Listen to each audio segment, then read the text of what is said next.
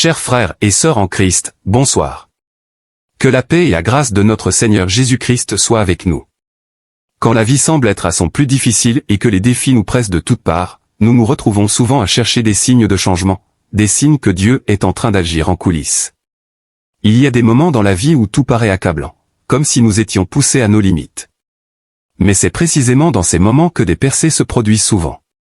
Aujourd'hui, je veux explorer 3 signes qui montrent que votre percée est proche. Je vais également prier avec vous une prière puissante au nom de Jésus. Alors regardez jusqu'à la fin et ouvrez votre cœur pour recevoir les bénédictions de cette prière. Imaginez une chenille qui entre dans son cocon. Elle subit une transformation complète, se décomposant dans sa forme ancienne pour émerger en tant qu'un magnifique papillon. Ce processus n'est ni immédiat, ni facile, mais le résultat en vaut chaque moment de lutte. Tout comme cette chenille se transformant en papillon, Dieu travaille en nous durant les moments les plus difficiles pour nous façonner en vue de quelque chose de plus grand. Dans Jacques 1 versets 2 à 4, nous lisons, « Mes frères, considérez comme un sujet de joie complète les diverses épreuves auxquelles vous pouvez être exposés, sachant que l'épreuve de votre foi produit la patience. Mais il faut que la patience accomplisse parfaitement son œuvre, afin que vous soyez parfaits et accomplis, sans faillir en rien. Ces épreuves ne sont pas pour vous briser, mais pour vous préparer à de plus grandes choses qui sont sur le point d'arriver. Ce qui peut sembler être la fin n'est souvent que le début de quelque chose d'extraordinaire que Dieu fait naître dans votre vie. Mes amis, les signes de votre percée imminente ne sont pas de simples coïncidences, mais des marqueurs divins que Dieu a placés stratégiquement dans votre vie pour vous montrer qu'il est à l'œuvre. Parfois, le chemin peut sembler long et la lutte écrasante, mais ayez confiance que Dieu est en mouvement. Explorons maintenant les signes que votre percée est à l'horizon. 1. Transition inconfortable. Mes chers amis, avez-vous déjà remarqué comment la croissance vient souvent avec de l'inconfort? Quand nous sommes au bord d'une percée, la vie semble souvent instable, comme si tout était en perpétuel changement. Ces transitions inconfortables ne sont pas des signes d'échec, mais des indicateurs d'un changement imminent. Pensez à un bébé qui apprend à marcher. Le processus est rempli de chutes, de frustrations, mais chaque pas incertain est une partie nécessaire de la maîtrise de cette nouvelle compétence. De même, quand Dieu nous prépare à une percée, nous pouvons nous retrouver dans des territoires inconnus, nos routines sont bouleversées, nos relations changent, et nos zones de confort sont mises à l'épreuve. Dans Philippiens 3 versets 13 à 14, Paul écrit, « Frères, pour moi, je ne pense pas l'avoir déjà saisi, mais je fais une chose, oubliant ce qui est derrière et me portant vers ce qui est devant. Je cours vers le but pour remporter le prix de l'appel céleste de Dieu en Jésus-Christ. » Paul comprenait que progresser signifiait souvent laisser derrière ce qui est familier. Ce processus de renonciation peut être inconfortable, voire douloureux parfois, mais il est un pas nécessaire dans notre chemin à la percée. Peut-être que vous vous sentez instable dans votre carrière, sentant que Dieu vous appelle à quelque chose de nouveau, ou peut-être que vos relations changent et que vous avez du mal à vous adapter. Ces transitions inconfortables sont souvent la manière dont Dieu nous déracine de la complaisance. Il prépare le sol de nos cœurs pour une nouvelle croissance, de nouvelles possibilités. Dans Ésaïe 43 verset 19, Dieu déclare, « Voici, je vais faire une chose nouvelle, sur le point d'arriver, ne la reconnaîtrez-vous pas? Oui, je vais tracer un chemin dans le désert et mettre des fleuves dans la steppe. » La nouveauté de Dieu exige souvent que nous laissions derrière nous l'ancien. C'est comme rénover une maison. Avant de pouvoir construire quelque chose de beau, il faut souvent démolir ce qui est obsolète ou qui ne sert plus à rien. Cette phase de démolition peut sembler chaotique et désordonnée, mais elle est un pas nécessaire dans le processus de rénovation. De même, lorsque Dieu est sur le point de faire quelque chose de nouveau dans nos vies, il commence souvent par tout secouer. Il bouleverse nos routines, défie nos suppositions et nous pousse hors de nos zones de confort. Ces transitions inconfortables sont sa manière de nous préparer à la percée qui arrive. Pensez aux Israélites quittant l'Égypte. Ils y avaient vécu pendant des générations, et malgré les difficultés, c'était familier pour eux. Le voyage dans le désert était inconfortable, rempli de défis et d'incertitudes, mais c'est à travers cette transition qu'ils ont été préparés à entrer dans la terre promise. Mes amis, si vous traversez une saison de transition inconfortable, prenez courage. Cet inconfort n'est pas un signe que vous êtes hors du chemin, mais plutôt un indicateur que Dieu aligne les choses pour votre percée. Dans Romains 1 verset 28, nous sommes rappelés, nous savons, du reste, que toute chose concourt au bien de ceux qui aiment Dieu, de ceux qui sont appelés selon son dessein. Même les choses inconfortables, les saisons de défis, travaillent ensemble pour votre bien. Dieu utilise ces transitions pour renforcer votre foi, affiner votre caractère et vous préparer à ce qui vous attend. Alors, au lieu de résister à ces changements, plongez Y. Demandez à Dieu de vous montrer ce qu'il est en train de faire dans cette saison de transition. Quelle vieille habitude ou mentalité vous demande-t-il d'abandonner? Quelle nouvelle compétence ou perspective est-il en train de développer en vous? Rappelez-vous, la percée vient souvent déguisée en effondrement. Ce qui semble se désintégrer peut en réalité être en train de se mettre en place. Faites confiance au processus, mes amis.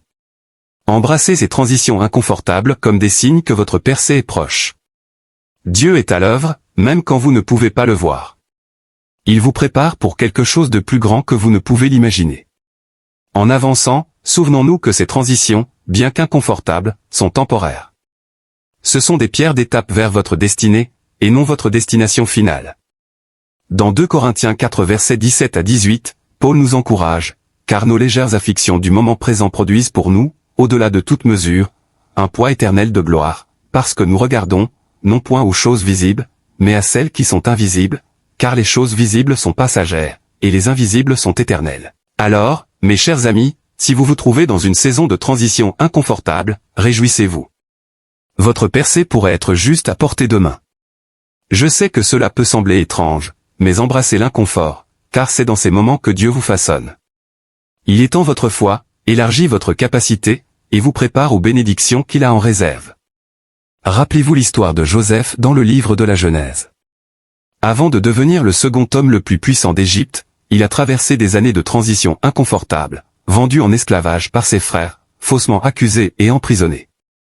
Chaque transition semblait l'éloigner davantage de ses rêves, mais Dieu utilisait chaque étape pour préparer Joseph à sa percée ultime. Votre inconfort actuel pourrait être précisément ce que Dieu utilise pour vous positionner en vue de votre destinée. Il se peut qu'il vous prépare à devenir une bénédiction pour beaucoup, tout comme Joseph. Alors, mes amis, ne fuyez pas ces transitions inconfortables. Accueillez-les avec foi et anticipation. Faites confiance au fait que Dieu œuvre en toutes choses pour votre bien. Votre percée arrive, et ces transitions vous y préparent.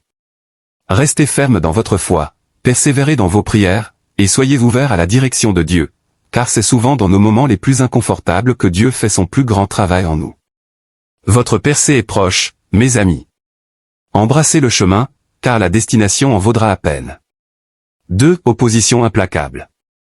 Mes chers amis, avez-vous déjà eu l'impression de nager à contre-courant, comme si chaque pas en avant était suivi de 2 pas en arrière? Quand nous sommes sur le point d'une percée, l'opposition a souvent tendance à s'intensifier. Cette opposition implacable n'est pas un signe de défaite, mais plutôt l'annonce d'une victoire imminente. Dans le livre de Néhémie, nous voyons un exemple puissant de ce principe en action. Néhémie était chargé de reconstruire les murs de Jérusalem, une étape cruciale pour restaurer la sécurité et l'identité de la ville.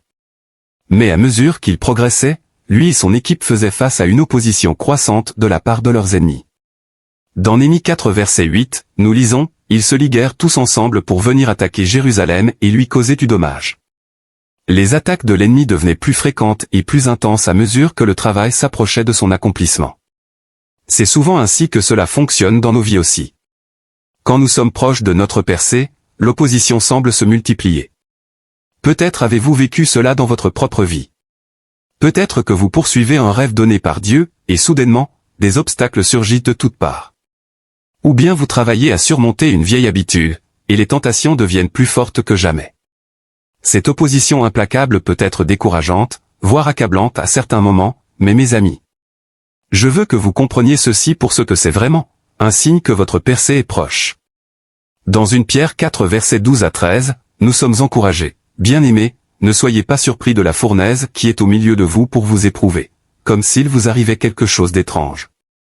Mais réjouissez-vous de ce que vous participez aux souffrances de Christ, afin que vous soyez aussi dans la joie et l'allégresse lorsque sa gloire sera révélée. Ces épreuves, cette opposition, ne sont ni étranges ni inattendues, elles font partie intégrante du chemin à la percée.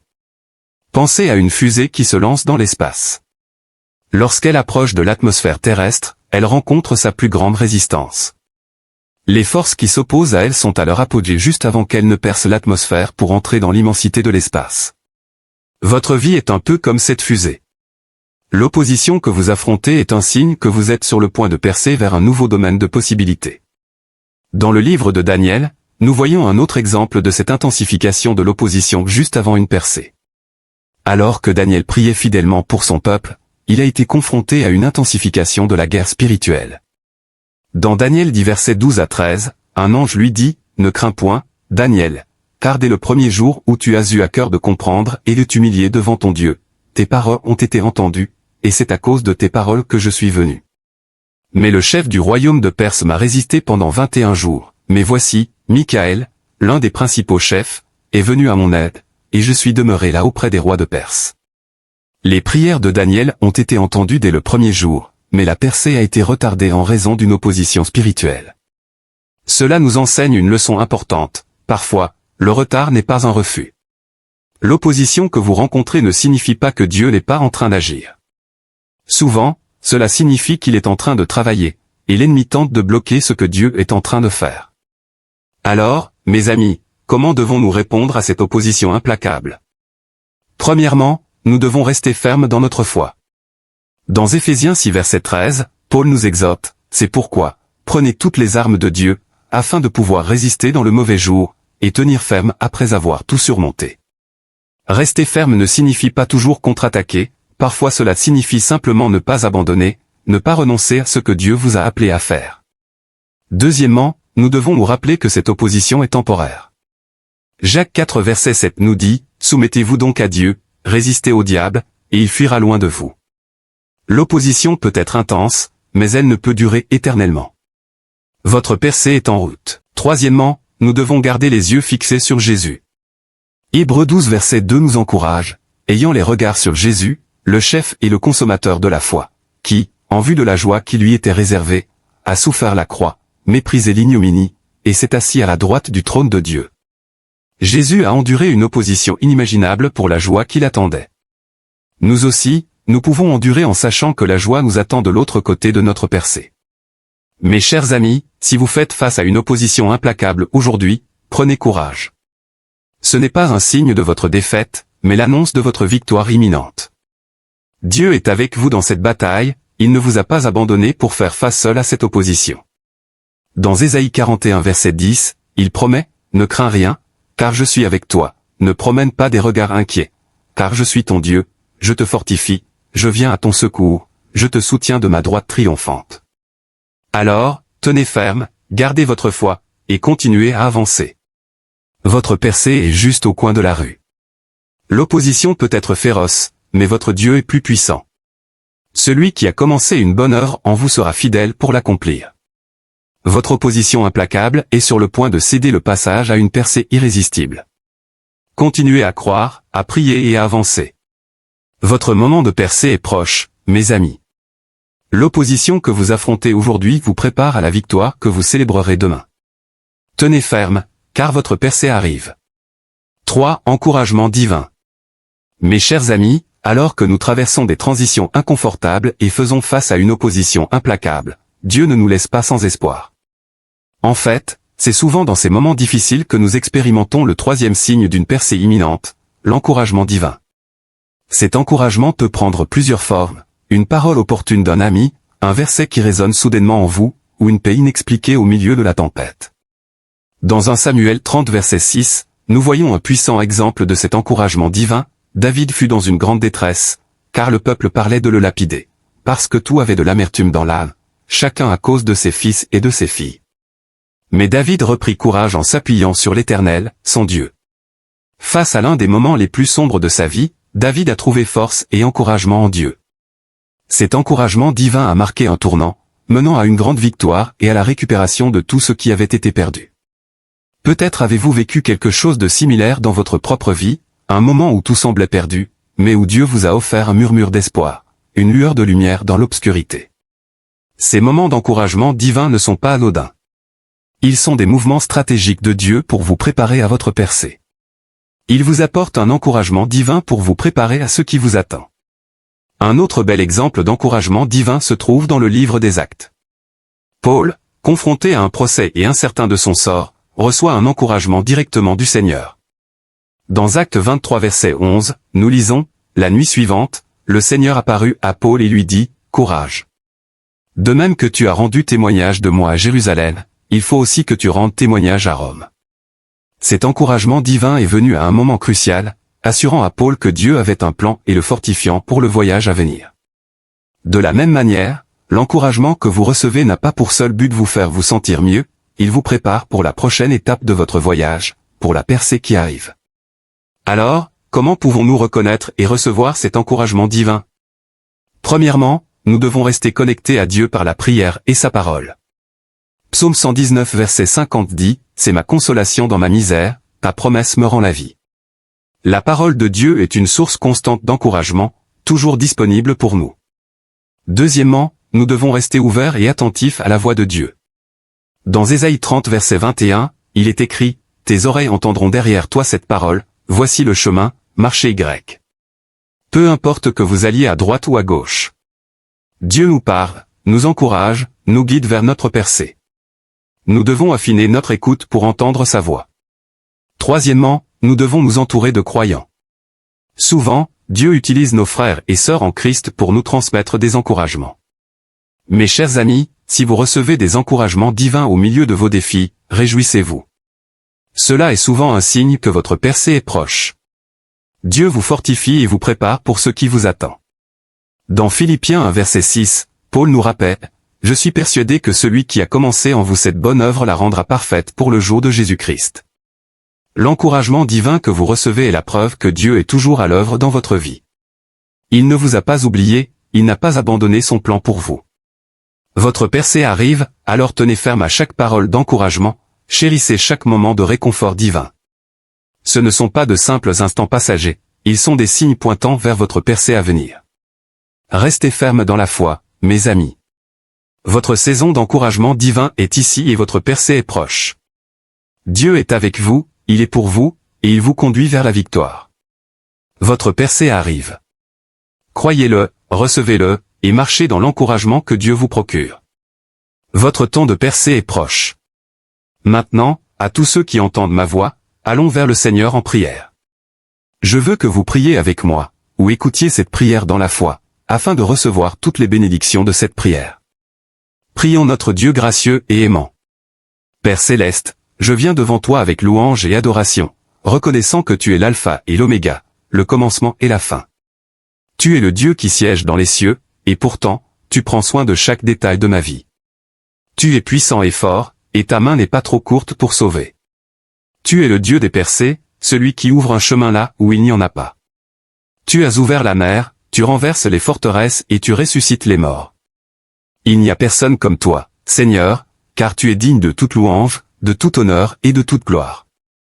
Ta sagesse est infinie, et ton amour est sans fin. Je t'exalte, car toi seul es mon refuge, ma forteresse et ma force. Tu es mon Rédempteur et mon Libérateur, mon bouclier et ma tour fortifiée. Je te rends toute la gloire, car tu es le grand, je suis, celui qui règne au-dessus de tout. Merci, Seigneur, pour ta grâce et ta miséricorde qui me suivent chaque jour de ma vie. Merci de ne jamais m'abandonner ni me laisser, même lorsque je traverse les vallées de la vie, tu es toujours présent pour m'aider. Merci de guider mes pas et de me conduire sur les sentiers de la justice, pour l'amour de ton nom. Je suis reconnaissant pour ta provision constante, pour subvenir à tous mes besoins selon ta richesse en gloire. Père, je te demande pardon pour les moments où j'ai laissé la peur, le doute et le péché obscurcir ma foi en toi. Pardonne-moi pour chaque instant où j'ai failli à ta gloire. Je pardonne aussi à ceux qui m'ont fait du tort, tout comme tu m'as pardonné. Je libère toute amertume, ressentiment et non-pardon de mon cœur, et je te demande de me purifier de toute iniquité. Crée en moi un cœur pur, ô Seigneur, et renouvelle un esprit bien disposé en moi. Seigneur, je déclare au nom de Jésus que chaque chaîne de peur, d'anxiété et de doute est brisée dans ma vie en ce moment. Je réprimande tout esprit de stagnation, d'échec et de retard, au nom puissant de Jésus. Je lis toute force des ténèbres qui cherchent à entraver mon progrès et déclare qu'aucune arme formée contre moi ne prospérera. Je déclare que j'avance par ta grâce et ta puissance, franchissant la percée que tu as ordonnée pour moi. Au nom de Jésus, je déclare que tout obstacle et toute barrière sur mon chemin vers la percée doivent tomber. Je déclare la victoire sur toute forteresse, tout mensonge et tout plan de l'ennemi, car celui qui est en moi est plus grand que celui qui est dans le monde. Au nom puissant de Jésus, je déclare que ma percée est à l'horizon et que je verrai la bonté du Seigneur sur la terre des vivants. Chaque recul sera transformé en une opportunité pour ta plus grande gloire. Je déclare la liberté sur ma vie, la liberté de tout fardeau et oppression, au nom puissant de Jésus. Père, je prie pour que tes bénédictions abondantes soient déversées sur ma vie. Bénis-moi avec la sagesse de discerner ta volonté, avec la force de persévérer à travers les épreuves, et avec une paix qui dépasse toute compréhension. Je prie pour la guérison dans mon corps, mon esprit et mon âme. Je déclare la vie et la santé sur chaque partie de mon être et je réprimande tout esprit d'infirmité, de maladie et de malaise, au nom de Jésus. Jésus, je réprimande chaque attaque de l'ennemi contre ma famille, mes relations, mes finances et mon objectif de vie. Je déclare qu'aucun plan de l'ennemi ne réussira et je m'appuie sur ta parole qui dit que je suis plus que vainqueur par Christ Jésus. Je réclame le sang de Jésus sur ma vie et sur celle de mes proches. Protège-nous, Seigneur, de chaque piège, de chaque embûche et de chaque plan de l'ennemi. Entoure-nous de tes anges et garde-nous en toutes nos voies. Seigneur, alors que je dis cette prière avec tous ceux qui écoutent, je te remercie pour chaque cœur qui s'ouvre devant toi en ce moment. Nous nous unissons, élevant les uns les autres devant ton trône de grâce. Nous prions les uns pour les autres, déclarant que nos percées sont proches, que chaque chaîne est brisée et que chaque porte de bénédiction s'ouvre. Seigneur, que ton Saint-Esprit se déplace puissamment dans nos vies pour nous guider et diriger au pas. Fortifie-nous là où nous sommes faibles et remplis-nous de ta paix là où il y a eu du tumulte. Nous déclarons la guérison, la restauration et la percée dans chaque domaine de nos vies. Nous nous tenons ensemble dans la foi, sachant que tu es capable de faire infiniment plus que tout ce que nous pourrions demander ou imaginer. Nous réclamons la victoire, la protection et la provision, et nous nous reposons dans tes promesses, en sachant que tu es fidèle pour les accomplir. Car à toi appartiennent le royaume, la puissance et la gloire pour toujours et à jamais. Merci, Seigneur, d'avoir entendu et exaucé ma prière. Au nom puissant de Jésus, je prie. Amen. Si vous avez été béni par ce message, tapez le mot « Amen » dans la section des commentaires ci-dessous. Je déclare que toutes les bénédictions de cette prière sont maintenant sur vous, au nom de Jésus. Vous pouvez nous aider à atteindre plus de personnes et à diffuser l'Évangile en partageant cette vidéo avec un ami ou un membre de la famille qui a besoin de la bénédiction de cette prière, et en cliquant sur le bouton « J'aime ». N'oubliez pas de vous abonner à notre chaîne Daily Powerful Prayer pour plus de vidéos qui béniront votre cœur et élèveront votre esprit. Nous apprécions tous ceux qui nous soutiennent. Vous êtes bénis pour être une bénédiction. Maintenant, pour ceux qui écoutent et qui veulent accepter Jésus-Christ comme leur Seigneur et Sauveur, je vous encourage à recevoir la grâce de Dieu avec un cœur ouvert et repentant. Commencez là où vous êtes, votre passé n'a pas d'importance. Jésus est venu pour chercher et sauver ceux qui étaient perdus. Dieu vous aime, et ce n'est pas sa volonté que quiconque périsse, mais que tous parviennent à la repentance. Dites cette simple prière de salut pour vous-même. Seigneur Jésus, je sais que je suis un pécheur et je te demande pardon. Je crois que tu es mort pour mes péchés et que tu es ressuscité d'entre les morts. Je me détourne de mes péchés et t'invite à venir dans mon cœur et dans ma vie. Je veux te faire confiance et te suivre comme mon Seigneur et Sauveur. Seigneur Jésus, écoute ma prière, je te prie. Merci Seigneur de m'avoir sauvé. Amen. Maintenant que vous avez prié cette prière, vous pouvez demander à un pasteur de vous baptiser dans une église locale et de rendre cette décision publique.